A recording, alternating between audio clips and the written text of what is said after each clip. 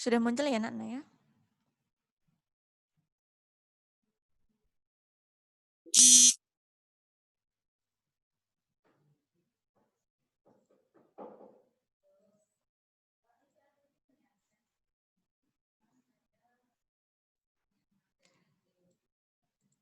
Beberapa mungkin sudah merangkum materi yang saya berikan tentang pesawat sederhana.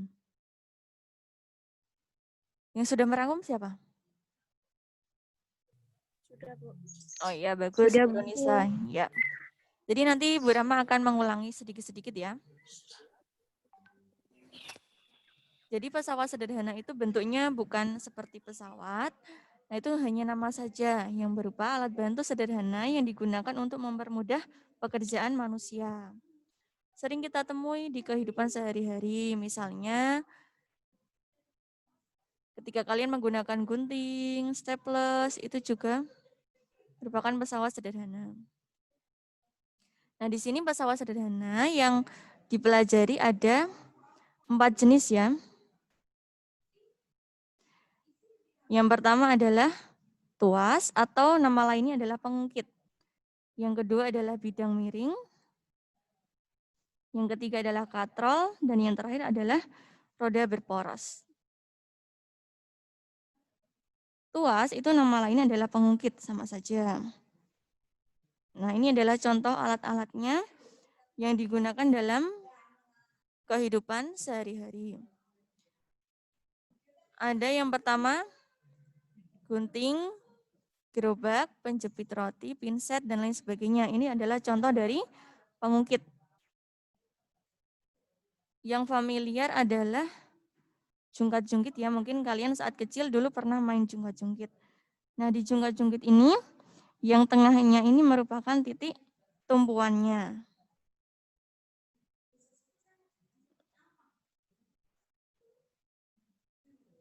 Nah, dalam tuas itu ada beberapa istilah. Ini sudah dicatat ya, Nak ya? Nah, bentuknya dia seperti ini. Jika digambarkan secara matematis. Istilah yang pertama adalah titik tumpunya. Titik tumpu terletak di huruf mana kalau di gambar ini? Terlihat enggak? Huruf B, F, LK, O, LB, W, atau yang A? Titik tumpunya di? Yang O, Bu. Ya, yang O, bagus. Jadi titik tumpunya itu adalah titik tempat alat itu bertumpu itu di mana. Ini kebetulan titik tumpunya berada di tengah, di antara beban dan kuasa. Kemudian yang kedua ada yang namanya beban. Di sini bebannya berupa batu. Beban itu dilambangkan dengan huruf W. Ada juga beberapa buku yang menyebutkan beban itu dengan lambang FB atau F beban gitu. Kemudian ada juga yang namanya kuasa. Nah, kuasa itu besar gaya yang dikeluarkan. Misalnya batunya di sini. Berarti batunya ini merupakan bebannya. Akan diangkat menggunakan sebuah kayu atau tongkat. Tumpuannya di tengah. Nah, gayanya untuk mengangkat itu, mengangkat batu yang besar ini, namanya adalah kuasa. Kuasanya di sini. Atau dengan huruf F, dilambangkan huruf F. Setelah mengetahui tumpu, beban, dan kuasa, kita juga harus mengetahui namanya titik beban. Titik beban itu jarak antara tumpuan dan beban. Terbalik anak, maaf. Titik bebannya itu di sini ya, B-nya ini ya. Kemudian titik kuasanya itu F-nya. Kemudian untuk lengan beban, nah ini lengan beban adalah jarak antara titik tumpu dengan kuasa. Tumpuannya di O, lengan beban maksudnya, titik tumpunya di O, berarti nanti lengan bebannya O dengan A ini. OA, berarti disebut dengan lengan beban, dilambangkan dengan LB. Jarak antara titik tumpu dengan beban disebut dengan lengan beban, LB. Kemudian jarak antara titik tumpu dengan kuasa O ke B itu namanya adalah lengan kuasa. Coba diulangi, titik tumpunya adalah huruf O. O. O. Kemudian titik bebannya huruf A. W. Nah, kalau W itu lambang bebannya ya. Kalau titik kuasanya adalah B. B. Lengan beban itu disingkat dengan LB, LB. LB. yaitu O sampai A. A. A. Lengan kuasa berarti O sampai B. B. Bagus. Sudah paham terkait simbol-simbol dan lambang dari tuas ya? Insyaallah, Bu. Ya, diingat-ingat. LB lengan beban, LK lengan kuasa. Kemudian untuk jenis pengungkit atau tuas itu ada 3 macam. Ada tuas jenis pertama, tuas jenis kedua, dan tuas jenis ketiga. Perbedaannya apa, Bu Rahma? Perbedaannya adalah di letak titik beban dan kuasa. Tuas jenis pertama seperti yang saya tampilkan pertama tadi ya. Di sini titik tumpunya berada di tengah-tengah. Contohnya jungkat-jungkit. Itu adalah tuas jenis pertama. Di sini ada huruf KTB, KBT, BKT. Kalian perhatikan, untuk tuas jenis pertama, B-nya di paling belakang. Untuk tuas jenis kedua, B-nya bergeser di tengah. Gitu ya. Kemudian tuas jenis ketiga, B-nya bergeser ke depan. Jadi kalian pahami satu saja dulu, atau hafalkan satu saja, misalnya yang tuas jenis pertama, KTB. Berarti tuas jenis kedua, nanti B-nya bergeser ke tengah, KBT. Kemudian tuas jenis ketiga, B-nya bergeser ke depan. K dengan T ini selalu jejeran. KT, B. Kalau B-nya bergeser berarti K dengan T-nya di sini. Gitu ya. Yang bergeser hanya B-nya.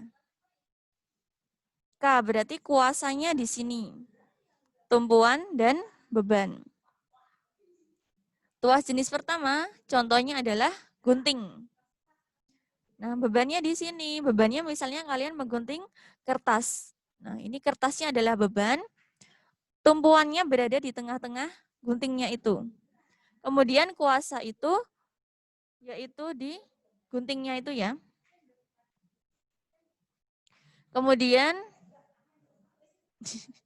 Kemudian tuas jenis kedua itu bebannya di tengah, bergeser ini, KBT. Contohnya apa? Pembuka tutup botol. Tumpuannya ada di sini. Bebannya ada di tengah. Kuasa. Kuasa itu gaya yang digunakan. Gaya ketika kita akan menggunakan pesawat sederhana tersebut atau akan membuka botolnya. Nah, gayanya di sini. Kemudian yang terakhir, tuas jenis ketiga. Bebannya di depan, kuasanya di tengah, tumpuannya di belakang. Contohnya apa? Ini pinset. Bebannya dia di depan, kemudian kuasanya di tengah, dan tumpuannya berada di sini. Gitu ya.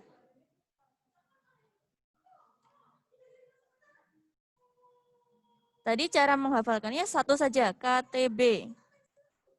Kemudian B-nya di tengah. Terus B, KT. Sampai sini paham?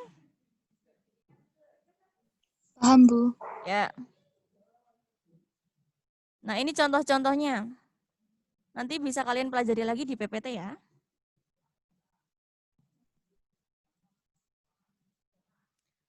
Nah, untuk rumus tuas, itu gampang anak-anak. Rumus adalah persamaan dalam tuas. Gimana kita menghitung berapa beban yang diangkat atau berapa besar gaya yang digunakan. Nah, di sini bebannya W dikali lengan beban, W dikali LB, sama dengan F dikali LK. Ini adalah rumus dari persamaan dalam tuas. Beban dikali lengan beban, itu hasilnya pasti sama dengan gaya dikalikan dengan lengan kuasa. Beban dikalikan lengan beban sama dengan kuasa dikalikan lengan kuasa.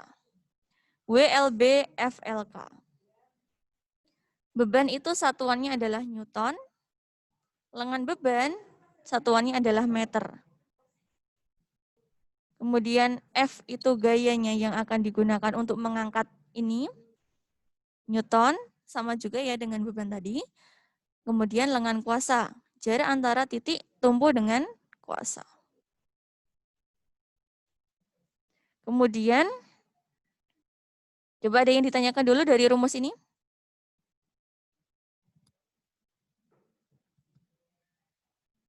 Sudah dicatat ya? Ya. Kemudian di pesawat sederhana itu ada yang disebut dengan keuntungan mekanis. Atau angka yang menunjukkan berapa kali pesawat sederhana dapat menggandakan gaya. Semakin besar keuntungan mekanisnya, semakin kecil gaya yang digunakan. Semakin besar keuntungan mekanisnya, semakin kecil gaya yang digunakan. Atau gaya yang dikeluarkan. Berarti kita semakin untung menggunakan alat tersebut. Semakin terbantu dengan adanya pesawat sederhana. Nah, keuntungan mekanis itu bisa dicari dengan beban dibagi kuasa. Beban batunya berapa tadi? Dibagi dengan gaya yang kita gunakan. Atau menggunakan rumus salah satu saja. Pilih W dibagi F atau LK dibagi LB. Atau lengan kuasa dibagi lengan beban. Nah, keuntungan mekanis ini tidak ada satuannya. Biasanya 2, 3, 4, nah begitu. Semakin besar keuntungan mekanis, semakin kecil gaya yang digunakan. Ini sudah dicatat ya.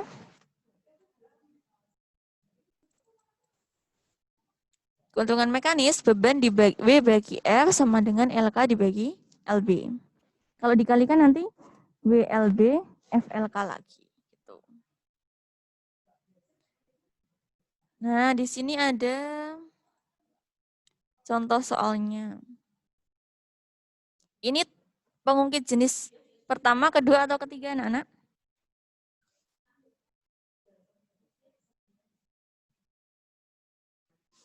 Halo, ini tuas jenis ke?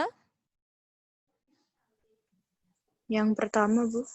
Ya, bagus. Yang pertama. Karena titik tumpu berada di tengah. Tengah. Ya. Kemudian diketahui dulu. Dari soal tersebut apa yang diketahui? Nah, ini besi beratnya 160 Newton. Besinya yang huruf W ini ya, yang berwarna orange. Diangkat dengan tuas yang panjangnya, yang panjang lengan kuasa, di sini lengan kuasa, adalah 2,5 meter. Dan lengan bebannya adalah 1 meter. Gitu. Berarti yang diketahui itu apa? Yang diketahui itu apa yang ada di dalam soal. Apa yang sudah ada di dalam soal itu yang diketahui. Diketahui beban. Beratnya berapa? 160 Newton. Berarti W sama dengan 160 Newton. Diangkat dengan tuas yang panjang lengan kuasa. Lengan kuasa tadi lambangnya adalah LK. Ditulis saja LK sama dengan 2,5 meter. Kemudian lengan bebannya 1 meter. LB-nya 1 meter. Ditanyakan apa? Hitunglah besar kuasa. Besar kuasanya berapa? Kuasa adalah F dan keuntungan mekanisnya. Nah, keuntungan mekanisnya adalah KM. Ini yang ditanyakan. Yang ditanyakan itu artinya apa yang akan kita hitung di soal itu. Atau apa yang akan kita cari di soal tersebut. Kemudian kita jawab menggunakan rumus yang kita ketahui. Yang pertama, kita mencari kuasa dulu. Atau F dulu. Pakai rumus yang tadi ya anak-anak. WLB sama dengan F kali LK. W-nya berapa? 160 dimasukkan, 160. LB-nya berapa? 1. F-nya berapa? Nah, F ini yang akan kita hitung. LK-nya berapa? 2,5 meter. Ini dikalikan. 160 dikali 1 dibagi 2,5. 160 dibagi 2,5 hasilnya 64 Newton. Itu gaya yang kita gunakan. Kemudian untuk mencari keuntungan mekanis, kita pakai rumus yang ini. W bagi F atau LK dibagi LB. W-nya berapa? 160 dibagi F-nya berapa? 64, hasilnya 2,5. Boleh juga keuntungan mekanis menggunakan LK dibagi LB. LK-nya berapa, anak-anak? LK-nya berapa? 2,5. 2,5. LB-nya? 1. 1. Berarti keuntungan mekanisnya 2,5 dibagi 1. 1. Hasilnya 2,5. Sama 5. tidak? Sama. Sama. Mau pakai rumus yang W dibagi F boleh. Mau pakai rumus yang LK dibagi LB juga boleh. Sama saja. Gitu ya. Kalau mudah ya LK bagi LB ini tinggal 2,5 bagi 1. Kalau W yang dibagi F, ini harus menghitung yang banyak. Tapi tidak apa-apa, terserah kalian menganggap yang mudah yang mana. Nah, sampai tuas ini, ada yang kurang paham? Ditanyakan sekarang boleh. Tuas ada 3 jenis ya. Jenis berapa saja tadi?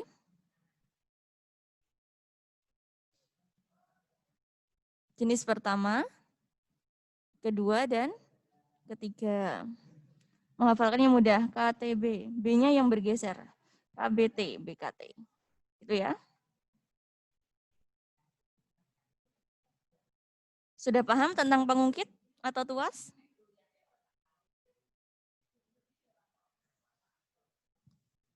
Ya, kalau sudah nanti kita masuk ke yang bagian kedua.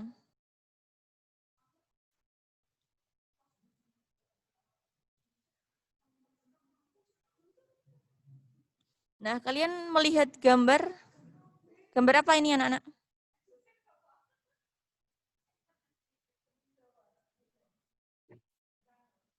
Gambar apa ini? Puncak. Ya, puncak. Siapa tadi yang jawab?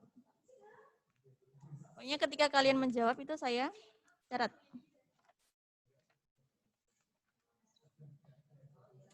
Puncak, ketika kalian ke puncak itu kalian perhatikan ya, jalannya itu selalu meliuk ya.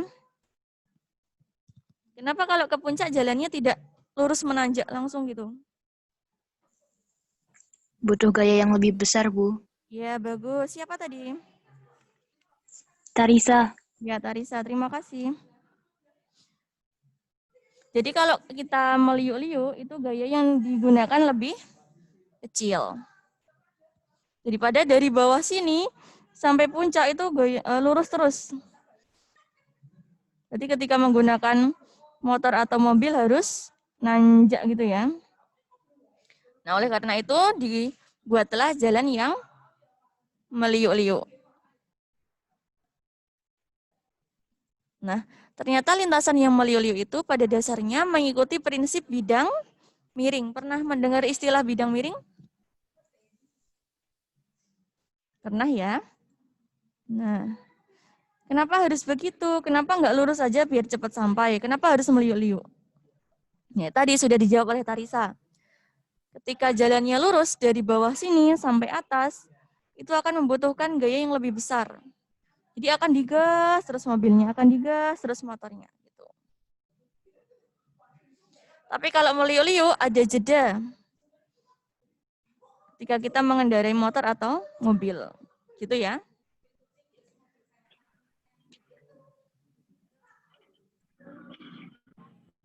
Nah, penggunaan jalan yang meliuk-liuk ini adalah contoh dari penerapan bidang miring.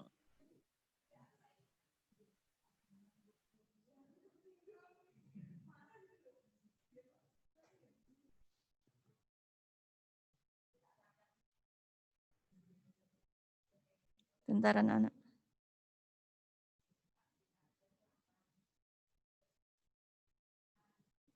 Sudah?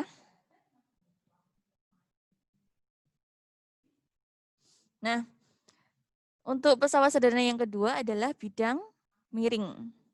Tadi kan sudah kita pelajari tentang tuas. Nah, yang kedua adalah bidang miring. Kenapa disebut bidang miring?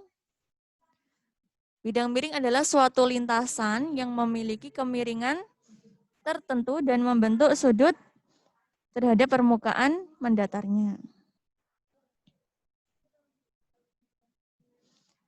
Nah, misalnya mudahnya kalian amati ketika ada di pabrik atau di pasar gitu, ada yang menurunkan drum-drum dari truk, diturunkan ke bawah. Biasanya menggunakan papan yang miring. Nah, itu adalah contoh penerapan bidang miring. Akan memudahkan orang memindahkan suatu barang. Daripada membawa drum itu menggunakan tangan dibawa ke bawah, itu akan lebih berat. Gitu ya anak-anak. Nah, untuk bidang miring itu ada beberapa bagiannya. Ini papan yang digunakan, papan yang miring. Kemudian ini bebannya, misalnya kita akan memindahkan sebuah paket atau sebuah box. Dipindahkan entah ke atas, entah ke bawah, sama saja. Bebannya selalu dilambangkan dengan W. Kemudian gaya yang digunakan untuk mendorong atau menarik dari beban itu dilambangkan dengan F.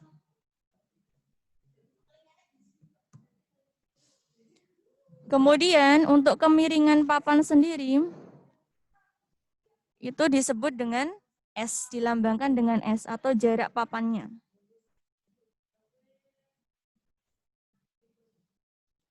Papannya itu adalah S. Kemudian ketinggiannya diletakkannya itu adalah H.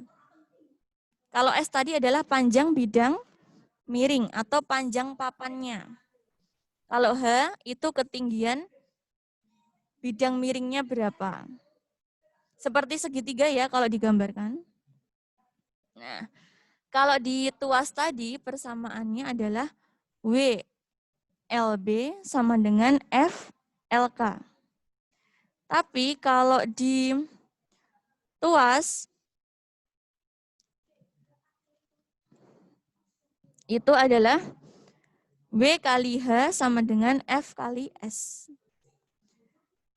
Beban dikali dengan ketinggian sama dengan kuasa dikalikan gayanya.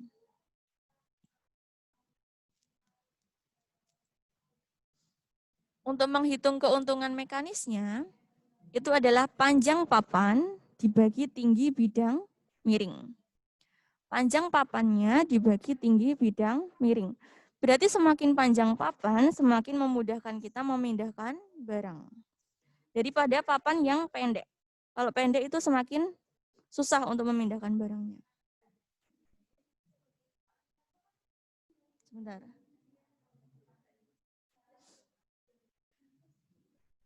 Jadi keuntungan mekanisnya tadi ya, berapa keuntungan yang kita peroleh ketika menggunakan bidang miring. Yaitu panjang papan dibagi dengan ketinggian bidang miring. S dibagi H. Nah, ini adalah contoh soalnya. Berapa besar usaha yang dilakukan seorang yang menarik benda seberat 40 Newton pada bidang miring tersebut? Ini ada orang memindahkan apa ini? Memindahkan apa anak-anak? Uang. Ya, memindahkan misalnya uang berisi harta ya nih, harta karun. Memindahkan uang dari bawah ke atas. Karena dia menarik. Bendanya atau yang ada di dalam karung ini sebesar 40 Newton. Kemudian panjang lintasannya ini atau panjang papannya ini adalah 2 meter. Kemudian ketinggian bidang miringnya itu adalah 1 meter. Nah, untuk mencari usahanya atau F-nya, gaya yang diperlukan untuk menarik karung tersebut berapa? Nah, pakai persamaan tadi ya.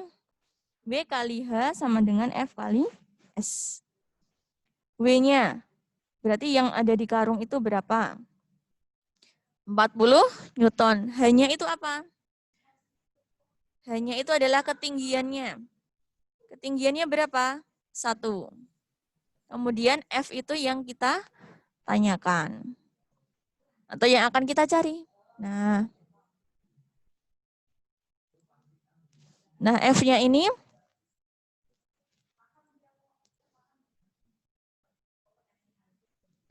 yang akan kita cari. Kemudian S-nya adalah panjang papannya. 2 meter dikalikan saja.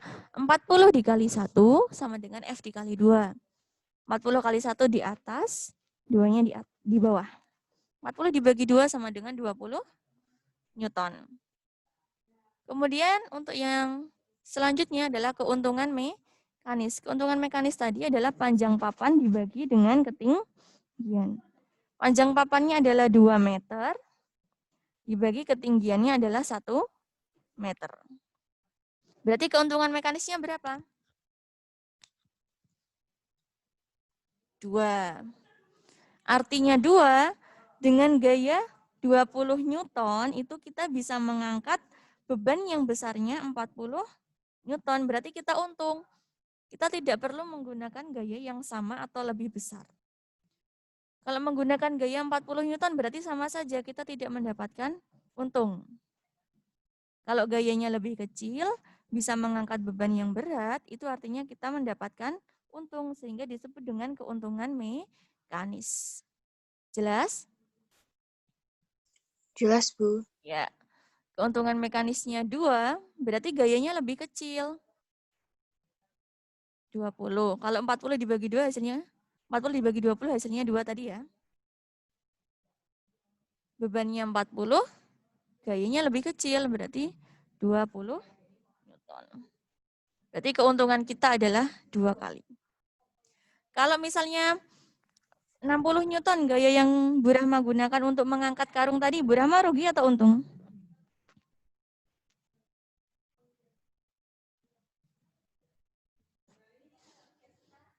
Misalnya karungnya kan 40 Newton. Nah, Bu Rahma menariknya dengan gaya 60 Newton. Untung atau rugi? Rugi. Rugi. Masa bebannya cuma 40, saya menariknya dengan ngos-ngosan 60 Newton. Itu rugi. Gitu ya. Tapi kalau saya punya karung 40 Newton, saya hanya perlu mengeluarkan gaya sebesar 20 Newton. Saya untung. Saya tidak perlu bersusah-susah payah untuk menarik karung tersebut. Paham?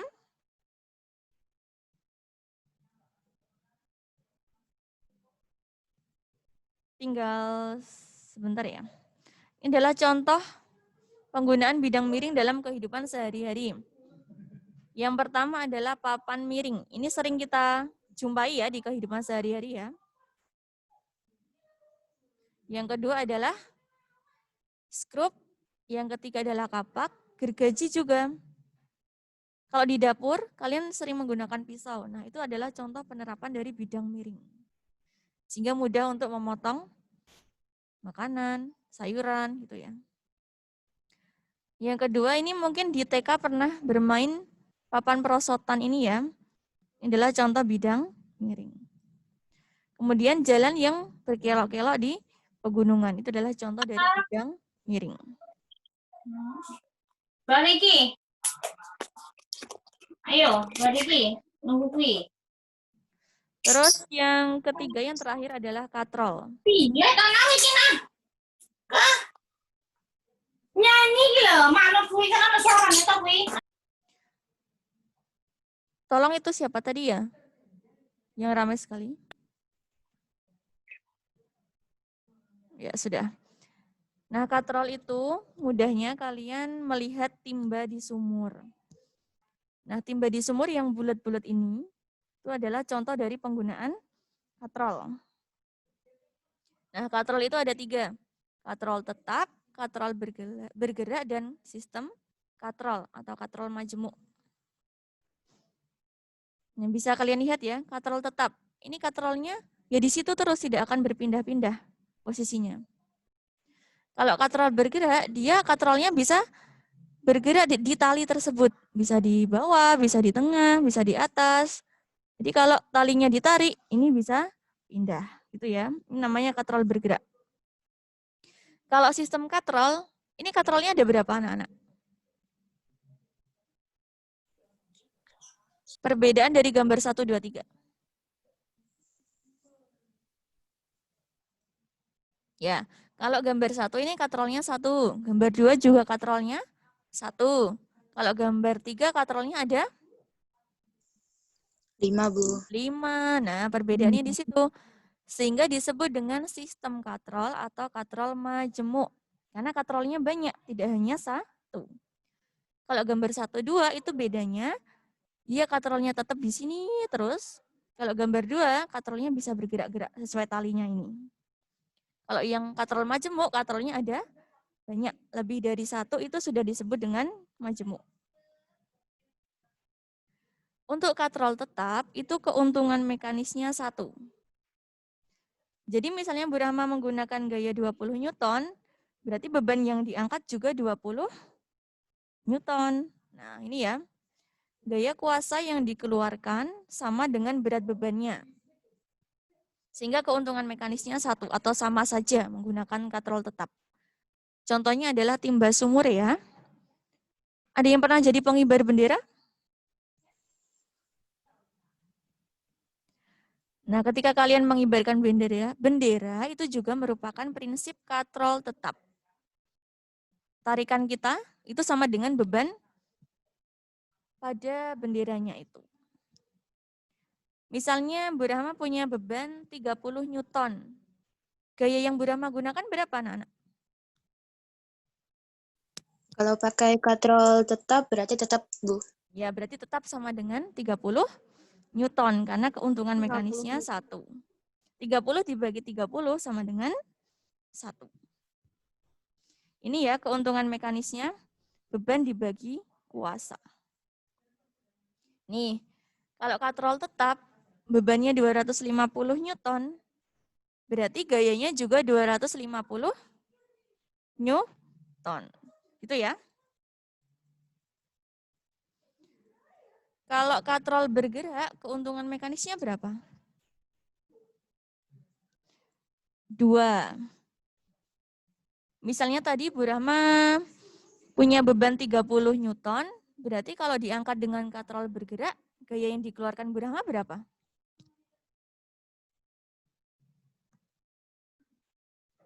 60 atau 15?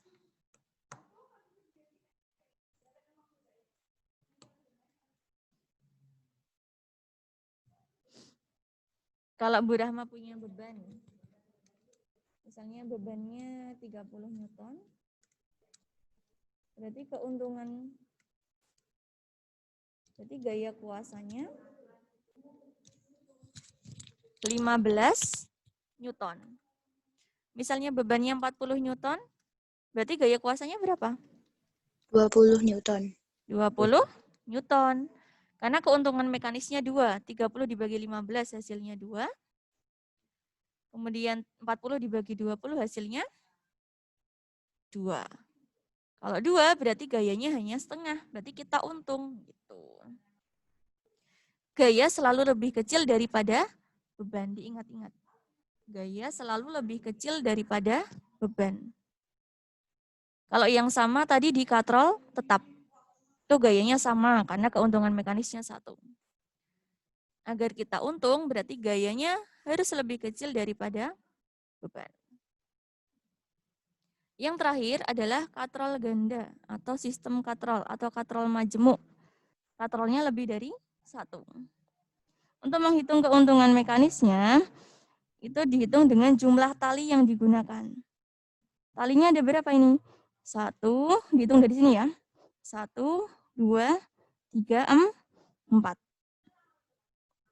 Keuntungan mekanisnya berarti 4. Karena ada 4 kali. Yang panah ini tidak usah dihitung. 1, 2, 3, 4. Gitu ya. Nah, untuk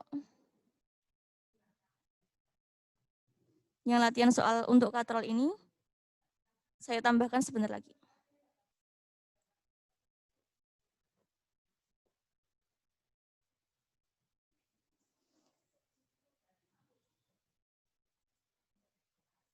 Setelah ini kita latihan soal yang katrol, nanti saya tambahkan sedikit saja. Ini karena waktunya sudah mepet, nanti saya share lagi ya, Nana ya.